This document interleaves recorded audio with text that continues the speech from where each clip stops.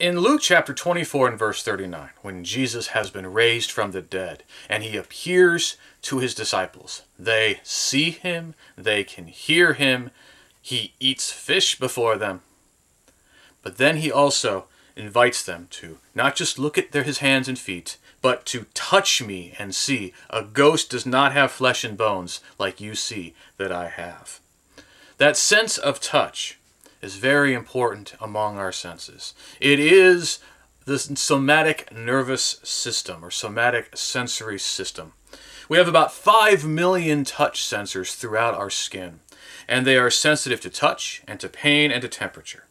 When they're activated by the environment, by contact with something, by some pressure put on it, it sends a signal of that sensation electrically to neurons who take it to the spinal cord, who then eventually bring it to the brain. It's a very powerful and important way that we sense and that we feel. And we're going to get a lot more into that idea of feeling. What's interesting about our sense of touch and sensation of touch, the things that we're sensing with touch, right? We're sensing temperature and heat and pressure. We also can feel that internally. We got the same kind of sensation thing going on inside as well as outside. And our brains are trying to figure out the nature of the sensations it's getting when we experience some kind of contact. And there's a lot of interpretation the brain has to do about the kind of contact going on. It must interpret whether the person or the thing that is providing the contact is trustworthy or not, something that's familiar or not, whether there is a violation or an appreciation of whatever contact is being made. So it's not even just the physiology of the pressure and heat or things of that nature. It's also the relationship, psychological factors going into it, whether it's something beneficial or something hurtful, and to respond accordingly. And by the way, your brain's doing this all the time with the temperature sensations that you're getting in the room, every time you try to move around, and the sensations it's getting from the body and what the body's feeling as it's moving while you're seeing, and it's interpreting what you're seeing and the sounds around you. And if you're consuming something, maybe the smell and taste, or maybe you're smelling something as well, it's doing it all at the same time. We don't even think about it, do we? But it's going on at the same time, and we trust that it's doing well. And it is an amazing, marvelous thing, isn't it? We absolutely are wonderfully made, as David cries out in Psalm 139. But we can also understand many of the limitations that attend to it, especially when it starts breaking down. The centurion had asked Jesus in Matthew 8 to heal his servant because he's lying at home, paralyzed in terrible anguish. Because the system can break down. Even in completely healthy people, you can have experiences that show the nature of sometimes the fact that pain is not always from some physiological source. If you can imagine having some metal bars in successor rows that you can put your hand on, and they're alternating cold and warm so that you can touch the cold and you feel the cool, or touch the warm, you feel the warm, but it doesn't hurt because it's not that hot or that cold. But if you press your hand on the hot, cold, all you feel is pain, because the brain is the sensations are always going out of pain as well as temperature. The temperature one is what the brain privileges, but when you have hot and cold together, they cancel each other out, and the brain is only picking up pain. So you're putting your hand on this thing that isn't actually hurting you, but your brain is interpreting it as pain. There's so much discussion in our culture about people who have various conditions in which their bodies are submitting pain signals, or the brain is understanding pain signals when there's no physiological source of it. And it's considered just in somebody's head. And there may not be a physiological source that we understand, or at all. But that doesn't mean that that experience of pain is not real. It is just as real as if there had been a real physiological issue. And it's something we need to keep in mind, to not just assume people in such conditions are faking it. Likewise, because of injury or illness, there are situations where the connections of the nervous system become compromised, and all of a sudden the body no longer can feel part of it. It still gets blood, nourishment, everything's seemingly going on as normal, but there's no sensation, and the body's not able to use that part. Again, something you don't even think about until something happens and you lose that sensation and you realize just how important it really is to you. We're sure that science will continue to learn more about all these things and the interrelationship between all the things involving sensation and emotion and things. It's going to be a very interesting field to watch, and hopefully we can gain much from this kind of advancement and understanding. With touch, touch is incredibly powerful. It is incredibly experiential. We've talked about how taste is experiential, touch more so, because touch is always experiencing all the time. When we taste, it's an experience, but it only lasts a little bit. We're not really experiencing as much with our eyes, maybe a little bit with our ears, but with our sense of touch, we're always sensing. We're always having all kinds of inputs from the environment around us. And it's not just the fact that it's always on and it's always this experience. It's also a very communal sense. When Jacob is in the midst of trying to deceive his father is a little suspicious about this being Esau, so he wants to be able to touch him to see if he is really Esau. Of course, it's not. It's really Jacob. But there's a reason why we have that kind of touch. It's how we relate to one another. We can eat similar things, see similar things, hear similar things, smell similar things, but touch is the one thing that we can both mutually experience. And it's mutually experienced in a much more profound way than we can with any other sense. And it's intimate, psychologically, physiologically crucial to our health and well-being. People are blind and they can live healthy lives. Same with people who are deaf. Unfortunately, people with COVID-19 learned that you can survive when you can't smell or and taste. It may not be as pleasant, but you can do it.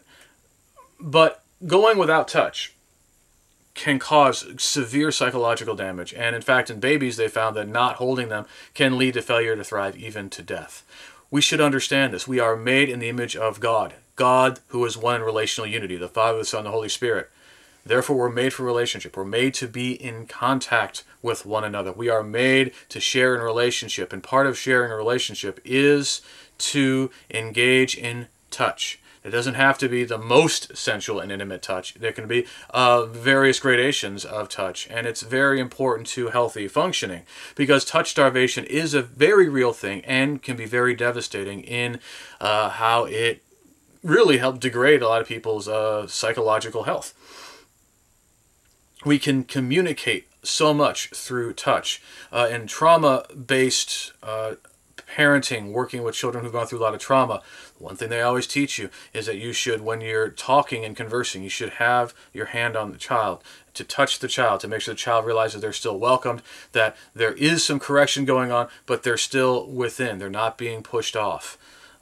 You can communicate energy and all kinds of things with touch. I've had that experience, perhaps you have as well, where somebody touched you in a way and you felt energy passing through. Weird stuff that can go on. Much of it's probably beyond our understanding. You can have a conversation with somebody without touch, and you can then have that same conversation, but just like touching their shoulder or their arm or something, and it completely changes the nature of that conversation. If we want to resist touch, or we find touch uncomfortable, there's some psychological reasons behind that probably ought to be explored through therapy, because that ultimately is not a healthy position, because we are made to be sharing in this kind of contact with other people. And we have come to appreciate personal autonomy a lot more. This comes out of the philosophical movement we have to liberalism. And because of that, there is a little bit less appropriate forms of touch in the world. We need to be respectful and concerned about that, but we must remember that touch remains very important. We need to continue to engage with our fellow human beings as human beings and not in a completely disembodied, disconnected way. Not only is touch and sensation very intimate because it can be shared and because it communicates so much, touch is a unique sensation because, as we said, it's as internal as it is external. We feel heat and cold internally as well as externally. We feel pain internally and externally. We can feel pressure internally and externally. And therefore, we naturally associate sensation with emotion. We feel sensations in the environment, and we feel our feelings in emotional states and conditioning. We need to remember it's only recently that we have learned scientifically how everything involved in cognition and even feeling is located in the brain. For most of human history, it was believed to be in the heart. And this is something that continues to this very day. We still talk about feeling something in the heart, or the heart's doing this, heart doing that. We know that it's just a blood pumping muscle, right? We know that, but there's a reason for it. I mean, you can think about examples. In Exodus 36 verse 2, just as an example, Moses summoned Bezalel and Aholiab and every skilled person whom Yahweh had heart has stirred him to volunteer to do the work. And we can imagine that situation, right? The call goes out, hey, we need people to help build the tabernacle. And there's some people who had skill, who wanted to do it. And the way they want to do it is they just felt within them that surge of energy, that just desire to do it. And they didn't feel here, they felt it here. They felt it right in the middle. That's why Yahweh God will cleanse your heart and the hearts of your descendants so you may love him with all your mind and being, and so that you may live. There's the heart is being cleansed so that they can serve God with the mind. They were actually privileging that concept of emotion there in Deuteronomy 30 and verse 6, the idea of the heart. The Greeks call that thumos. When you've got that you want to just have this energy to do something, right? Just want to and go and do it. That's thumos. That's that powerful energy. And where is it? It's here in the chest. We have done ourselves a big disservice because we've disassociated emotion and the mind and experience. Because in our senses, we're not just having cold rational experiences. Our emotions are involved. We see something we like, we're going to feel something. We're going to feel love, enjoyment, affection. We see somebody that we don't like, we're going to feel more ambivalence or hostility. When you hear music, your mood changes. We will do that. We will sometimes listen to some music to pump us up in exercise. Sometimes we'll listen to music to try to calm us down while we're working, or something else going on. Smells, right? We have a very emotional, visceral reaction to smell as well as taste, and likewise to touch. All of this has very much involved the emotions, and our bodies itself, the somatic nervous system, is very much affected by our emotions. Jeremiah 4 verse 19, he's imagining hearing the battle cry, and he knows what that means. He has the emotional response to the fact that there's going to be war, there's going to be suffering, violence, and the fear and all that, and it causes deep anxiety within him. Maybe we've had a panic attack or situations where we have become very anxious in a situation, and we start having our heart beat more, our breathing becomes shallow. You have a lot of physiological things going on because of your feelings. The feelings lead to that. Our emotions are much more deeply within us. Perhaps the most manifest contrast between sensation and emotion, and bringing it together, is the Greek splanchnizomai, where Jesus in Matthew 9 verse 36, Jesus saw the crowds, he had compassion on them. Splanchnizomai in Greek is talking about movement in the bowels. Not number two, but the feeling that you get when you are deeply empathized with somebody. You see somebody in distress or pain, and you feel for them. Or do you feel that kind of knot or that kind of churn or that urge in your gut to reach out to them. And that is what compassion is. That is what motivates us to show that kind of love and care for people. We can't serve God well if we don't have that. Jesus had it. We are supposed to have it. We're supposed to continue to manifest that and display it. It is emotion, something we're supposed to feel. Just like we are supposed to continue to feel our senses, we are to feel our emotions. Yes, we need to be concerned about how we may be tempted to hurt people or to sin through the unbridled use of our emotions, but that should not hinder us from realizing that there are many ways in which we will only love, care, and be faithful humans to Jesus if we feel and let those feelings exist and to motivate us to behave as with compassion and things of that sort. So we can see how touch is very intimate. Touch and feeling can be both about sensation and about emotions. But then there's also that sensation of pain, right? In Psalm 38:8, I am numb with pain, severely battered. I groan loudly because of my anxiety. No one likes pain. Pain is terrible. But there's a quandary. We need to experience pain, or we find ourselves in a lot of trouble. We don't want to feel pain. We'll try to avoid pain. In fact, pain is unpleasant for that reason. It's trying to get us to stop doing whatever's causing difficulty so that it can be addressed so we can return to balance and harmony. The reason you feel pain when you put your hand on the hot stove is because your body's trying to get you to no longer do that, to return to a better place. We need to listen to pain. And this is an advisory. We should listen when our body is telling us that it's in pain. We should not just try to fight through it. The body's trying to tell us something, and we need to give heed to that.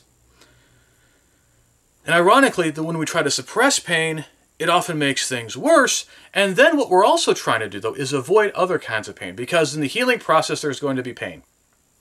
Whenever you're trying to get something to heal, there's going to be pain involved. That's true with physical wounds. It's true with mental, emotional, spiritual wounds. And it's very easy to be afraid of that pain and to try to go around that or to cope so that you don't deal with that pain. It makes everything worse.